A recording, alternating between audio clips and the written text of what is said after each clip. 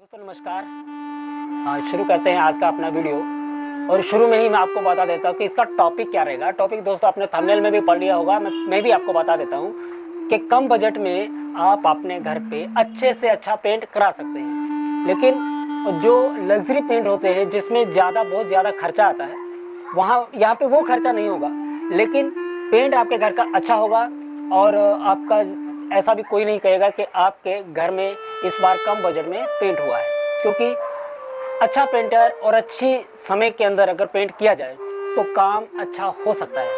याद रखिए कि यहाँ आपको अच्छे पेंटर की ज़रूरत है जो अनुभवी पेंटर हो, और आपके घर का कितना भी बजट है, क्या भी बजट है, वही बजट में आपको काम करके मिल सकता है। तो आज इसी विषय पे अपना वीडियो है कि आप किस तरह छोटे से बजट से, कम बजट से आप अपने घर के अंदर ऐसा पेंट करा सकते हैं कि कम से कम 10 साल का अरसा कम नहीं होता है। 10 साल आप बिना किसी संकोच के दीवार का, मेन क्या पेंट ही गंदा होता है। मेन हमको प्रॉब्लम कहाँ आती है? बेस के ऊपर। पेंटिंग का जो बेस होता है वही खराब होता है, पापड़ी हो जाता है, कुछ ना कुछ ऐसा नुकसान होता है कि हमको फिर से ज़्यादा खर्चा आता है और जल्दी पेंट खराब होता है। तो मैं जैसे बताऊँगा ऐसा कुछ नहीं होगा। और यहाँ पे आपको छोटा सा एक काम करना होगा।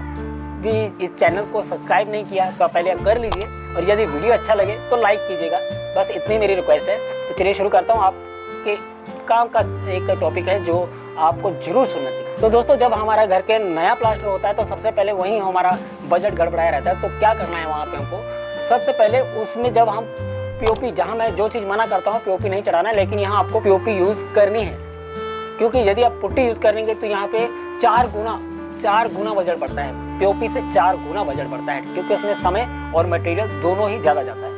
लेकिन ये 10 साल तो मैं आपको बोलता हूँ कि 10 साल चलेगा, लेकिन पीओपी आपकी रहनी चाहिए 80%। तो उसमें 20% आपको वॉल पुट्टी ऐड करनी ही पड़ेगी। बिना वॉल पुट्टी के आपको मैं कभी भी रिकमेंड नहीं करूँगा कि आप भराई कीजिए। यानी 80% आपका पीओपी होगा और 20% आपका वॉल पुट्टी होगा। वॉल पुट्टी अच्छा होना चाहिए, ब्रांडेड कंपनी का होना चाहिए, वहाँ कोई कंजूसी नहीं होना चाहिए। तो यहाँ पे आपका पुट्टी का जो खर्चा है, लेबर और मटेरियल दोनों ही कम हो जाएगा। तो दोस्तों ये तो पुट्टी के टाइम। लेकिन अब आगे रही बात पेंट की।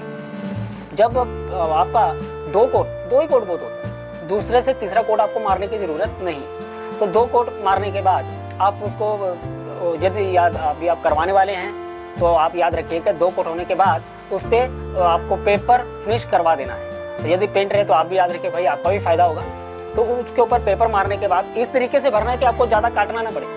पहली ज़रूरी बात कि इस तरीके से भरना है कि आपको पूरा काट के उड़ाना ना पड़े। यानी आपकी दीवार के ऊपर का काला सीमेंट नज़र नहीं आना चाहिए, इतना तो आपको चढ़ाना है। यदि दाना ज़्यादा है तो आपको पहले ही तोड़ के साफ कर लेना है उसको, ठीक है।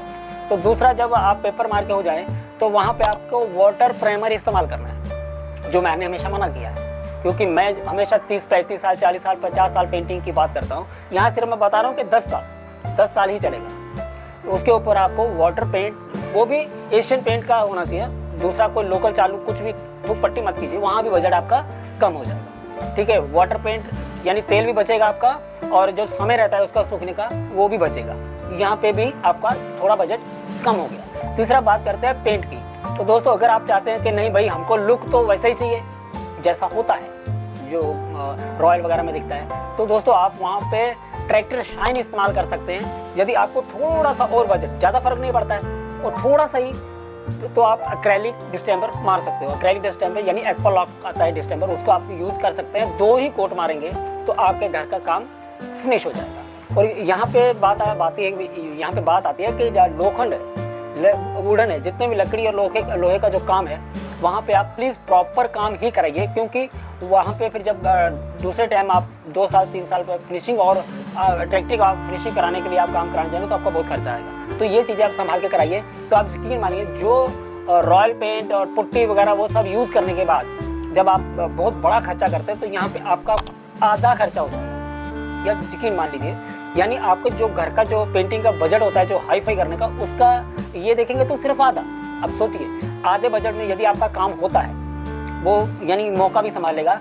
और नेक्स्ट टाइम जब आप 1 2 साल 3 साल के बाद आपके पास बजट बन जाए, तो उसके ऊपर आप ऑयल पेंट प्राइमर मारने के बाद 2 कोट पुट्टी खींच के प्लेन करके उसके ऊपर आप प्राइमर मार के कुछ भी मारो, यानी फिर आपके पास खर्चा तो कम आएगा, वहाँ पे बहुत ज़्यादा पुट्टी नहीं चढ़ेगी, बहुत ज़्यादा समय नहीं लगेगा, लेकिन कम से कम समय में फिर आपका काम होगा, कम से कम मटेरियल में काम होगा और जो पेंट है वो भी आपका कम ही लगेगा। तो दोस्तों उम्मीद है कि आपको ये वीडियो समझ में नहीं आया तो यार फिर से देखो, आपको कोई बता दे तो आप YouTube पे आकर मेरे कमेंट कीजिएगा, वो कोई नहीं बताने वाला, ठीक है जी। जो अगर आपको बता दे फिर आके मुझे बताइएगा। ये ऐसी टेक्निक है जो सिर्फ कॉन्ट्रैक्टर ही जानते हैं या कॉन्ट्रैक्टर ही करते हैं, या आपको बहुत हाँ जी हो अच्छा आप चाहते हैं लेकिन हाँ जी करके फिर वो वहाँ पे लेपा पोती कर देते हैं, वहाँ फंस जाएंगे। तो प्लीज़ ज़रा ध्यान रखिएगा, बी केयरफुली। मैं आशा करता हूँ कि आप इस वीडियो को ध्यान से सुनेंगे और इसका लाभ उठाएंगे। धन्यवाद। मिलते हैं फिर किसी दूसरी वीडियो में किसी अच्छे से टॉपिक के साथ।